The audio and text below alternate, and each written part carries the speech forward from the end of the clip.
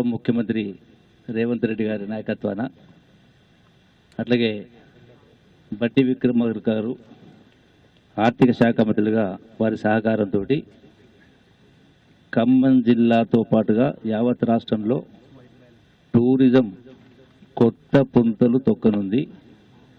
రాష్ట్రంలో ఉన్నటువంటి ప్రజానీకాన్ని మొత్తాన్ని కూడా అన్ని వర్గాల ప్రజల్ని రప్పించడంతో పాటుగా దేశీయ పర్యాటకుల్ని అంతర్జాతీయ పర్యాటకుల్ని రప్పించడానికి అన్ని రకాల ప్రయత్నాలు చేసే కార్యక్రమం చేస్తూ, ఎందుకంటే ఈ టూరిజం ద్వారా టూరిజానికి అత్యంత ప్రాధాన్యతను ఇవ్వాల్సిన అవసరం ఉంది.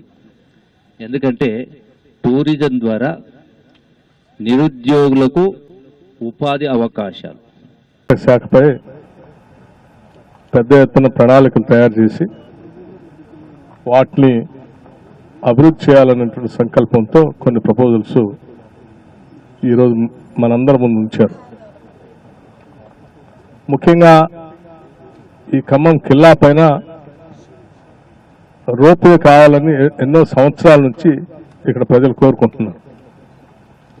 ఈరోజు మంత్రి గారు తుమ్మల నాగేశ్వరరావు గారు రోప్వే కావాలని వారు అడగటం, అట్లాగే టూరిజం శాఖ మార్చిలో దాన్ని వెంటనే పరిగణలో తీసుకుని శాంక్షన్ చేస్తున్నానని చెప్పడం నిజంగా సంతోషించదగినటువంటి పరిణామం. దానికి కావలసిన నిధులను కూడా రకరకాల మార్గాల నుంచి సమీకరించి వాటికి కావాల్సిన నిధులను కూడా ఏర్పాటు చేసే ప్రక్రియకు కూడా ప్రణాళిక తయారు చేయడం జరిగింది. సో రోప్వే సంబంధించినంత వరకు దాదాపు త్వరలోనే పనులు ప్రారంభమవుతాయి. కొన్ని నెలల్లోనే పూర్తి చేసే కార్యక్రమం కూడా మొదలవుతుంది.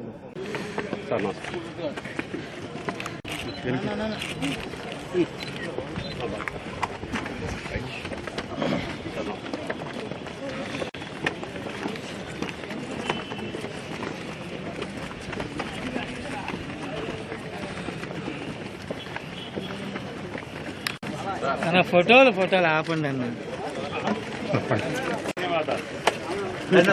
మీ టూరిజం వాళ్ళతో తొందరగా తిరిగి తొందరగా వెళ్ళాలి. మీరు ఎక్కిందంటే ఫోటోలు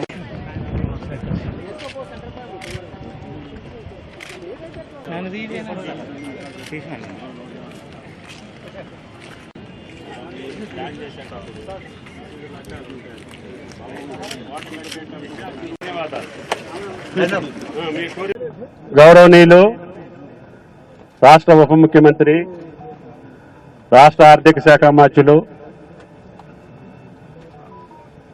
ప్రియమైన బట్టి విక్రమార్క గారు, గౌరవనీయులు నా చిరకాల మిత్రులు రాష్ట్ర టూరిజం శాఖ మంత్రులు, వారికి జత ఎక్సైజ్ కూడా ఉంది ఆయనకి, అదేవిధంగా టూరిజం కార్పొరేషన్ చైర్మన్ నా చిరకాల మిత్రులు పటేల్ రమేష్ రెడ్డి గారు, గౌరవ పార్లమెంట్ సభ్యులు రఘురామరెడ్డి గారు, జిల్లా కలెక్టర్ గారు, అదేవిధంగా కమిషనర్ మున్సిపల్ అభిషేక్ గారు, పోలీస్ కమిషనర్ దత్ గారు, జిల్లా అధ్యక్షులు దుర్గాప్రసాద్ గారు, మేయర్ గారు, అదేవిధంగా చైర్మన్ రాయల్ గారు, ప్రియమైన కార్పొరేటర్లు, ఖమ్మం ప్రముఖులు, పత్రికా విలేకరులు, పెద్దలందరికీ హృదయపూర్వక నమస్కారం. మాట్లాడొద్దు ప్రెస్. ఈ యొక్క కిల్లా చరిత్ర 1000 సంవత్సరాలకు పూర్వమే.